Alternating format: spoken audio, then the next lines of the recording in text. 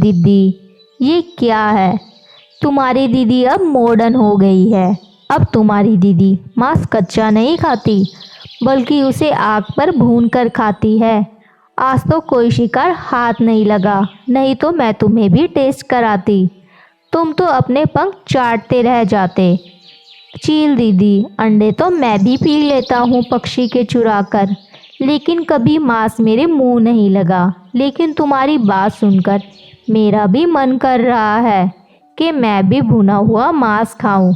मैं तो जैसे ही आसमान में ऊंची उड़ान लेती हूँ, सब पक्षी अपने अपने बच्चों को छुपा लेते हैं। लेकिन राजू कौआ, तुम पर तो कोई शक भी नहीं करेगा। जाओ और चुरा लाओ किसी का बच्चा। बात तो तुम्हारी ठीक है दीदी, लेकिन आसमान में ऊंची उड़ान लो तुम, और फिर वापस अपने घोंसले में आ जाओ।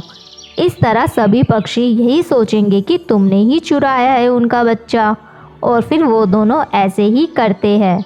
चील आसमान में एक ऊंची उड़ान लेती है, जैसे देखकर सभी पक्षी डर जाते हैं और अपने अपने बच्चों को छुपा लेते हैं, और फिर वो चील वापस चली जाती है। अब वो चील वापस चली गई। अब मैं अपना भोजन ढूंढ लाता हूँ। और ऐसा कहते हुए कबूतर भोजन की खोज में चला जाता है। लेकिन राजू कौआ छुपके से सब देख रहा था। कबूतर जैसे ही वहाँ से जाता है, तो राजू कौआ जल्दी से उसके छोटे से बच्चे को अपने सख्त पंजों में उठाकर वहाँ से भाग जाता है। दीदी, कैसा रहा मेरा आइडिया? तुम तो बड़े शैतान हो। लाओ अब मैं बनाती हूँ इसका रोस्ट। फिर वो चील कौआ उसे छोटे से बच्चों को भूनकर खा लेते हैं। वाह वाह चील दीदी, मुझे तो मज़े ही आ गए। मैं तो सड़ा सूखा दाना खाता रहा।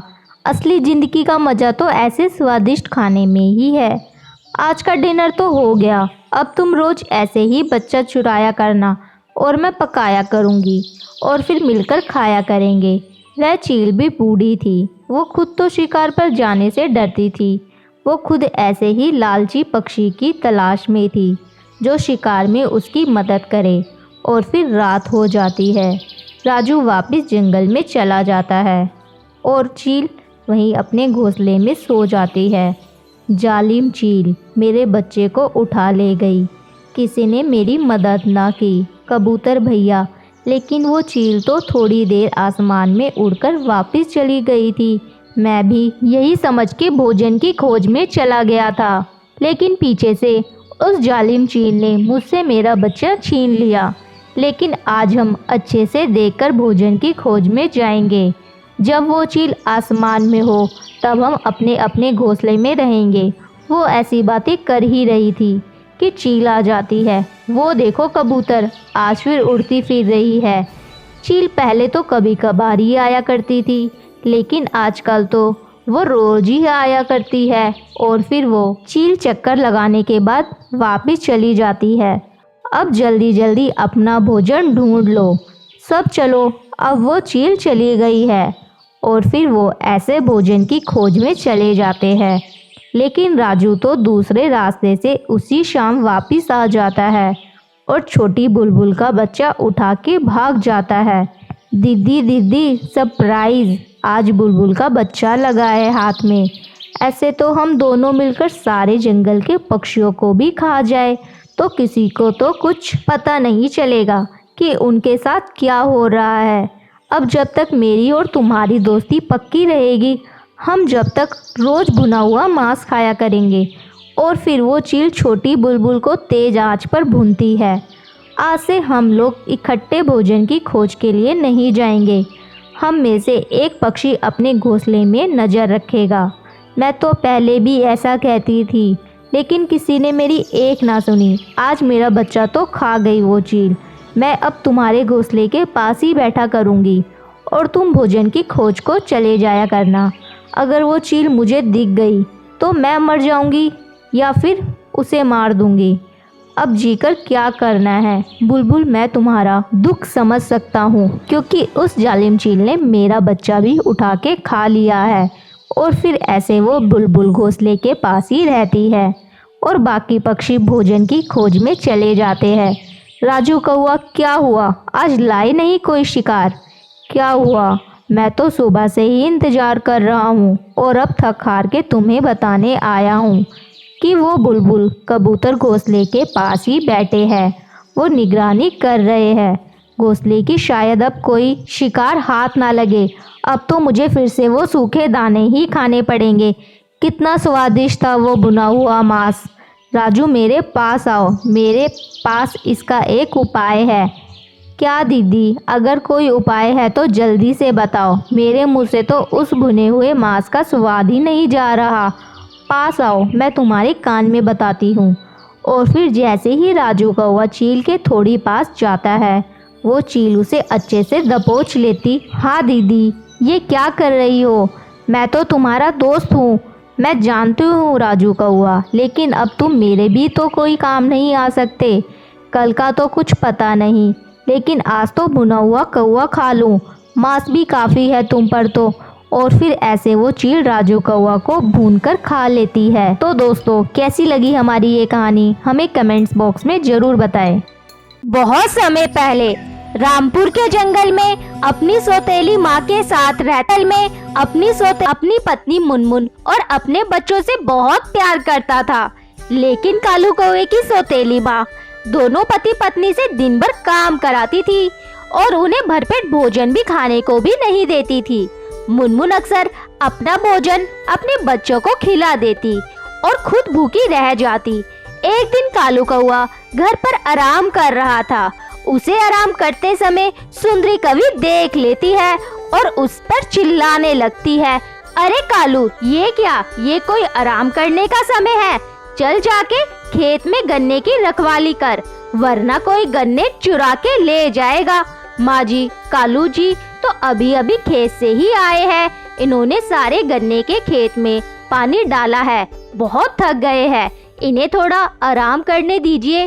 तू अपना काम छोड़ के यहाँ क्या करने आई है? जा जाके अपना काम कर। पति पर बहुत प्यार आ रहा है, इसकी तरफदारी करने की कोई जरूरत नहीं। ये काम करेगा तभी तो तुम लोगों को भरपेट भोजन मिलेगा। मुनमुन, तुम माँ से बहस मत करो, जाओ जाके अपना काम करो। मैं खेत पर जा रहा हूँ। अरे थोड़ा रुकिए तो, भोजन करके जाइए।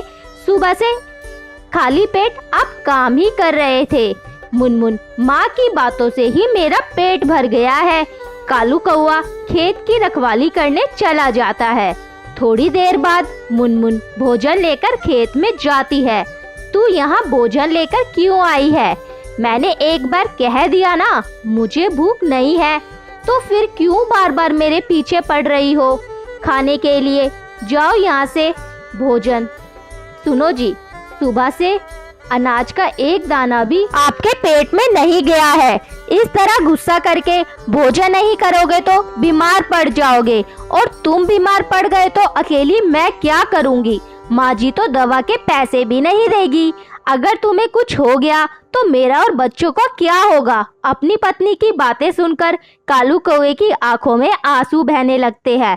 वो भोजन कर लेता है और मुनमुन वापस घर आ जाती है और कालू कौवा गन्ने की पेड़ की छांव में थोड़ा आराम करने लगता है। ठंडी ठंडी हवा चल रही थी। कालू कौवे को नींद आ जाती है। शाम को सुंदरी अपने गन्ने की फसल को देखने जाती है।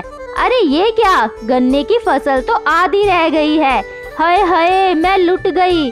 कोई मेरे गन्ने की फसल को चुरा ले गया। ये निखट्टू मजे से सो रहा है और चोर गन्ने की चोरी करके ले गया। दिन भर खाता रहता है और सोता रहता है। कालू की सौतेली माँ कालू कौवे को सुनाने लगती है। कालू कौवा जब घर आया तो चुपचाप बैठा था। अरे क्या हुआ जी, इस तरह क्यों बैठे हो? जब मैं खेत पर गई थी तब तो आप बिल्कुल ठीक थे। फिर कालू मुनमुन को सारी बातें बताता है। अब तो बहुत हो गया जी, माँ जी ने तो जुर्म की हद पार कर दी है। अब मैं इस घर में नहीं रहूंगी। आपको मेरी और मेरे बच्चों की कसम, यहाँ से चलो। आधी रात को सुंदरी जब सो रही थी, कालू कौवा अपने बच्चों को लेकर अपने खेत पर चला जाता है और गन्ने के पेड़ के नीचे बैठ के रोने लगता है। मैं कितना अभाग्य हूँ मुनमुन, जन्म लेते ही मेरी माँ चल बसी। जैसे ही थोड़ा बड़ा हुआ पिताजी ने मेरा साथ छोड़ दिया। सौतेली माँ ने मुझ पर इतना जुर्म किया, मैं कुछ भी नहीं बोला। उनके चलते आज मैं बेघर हो गया हूँ। कालू फूट फूट के रो रहा था। तभी गन्ने के पेड़ से आवाज आती है, मत रो मेरे बच्चे, तुमने मेरी बहुत सेवा की है, तुम्हारे कारण ही आज मैं हरा भरा हूँ। वो देखो, मैंने अपनी जादुई शक्ति से गन्ने का घर बना दिया है। तुम अपने परिवार के साथ उस गन्ने के घर में रह सकते हो। गन्ने के घर को देख के कालू और मुनमुन प्रसन्न हो जाते हैं। फिर खुशी खुशी अपने बच्चों के साथ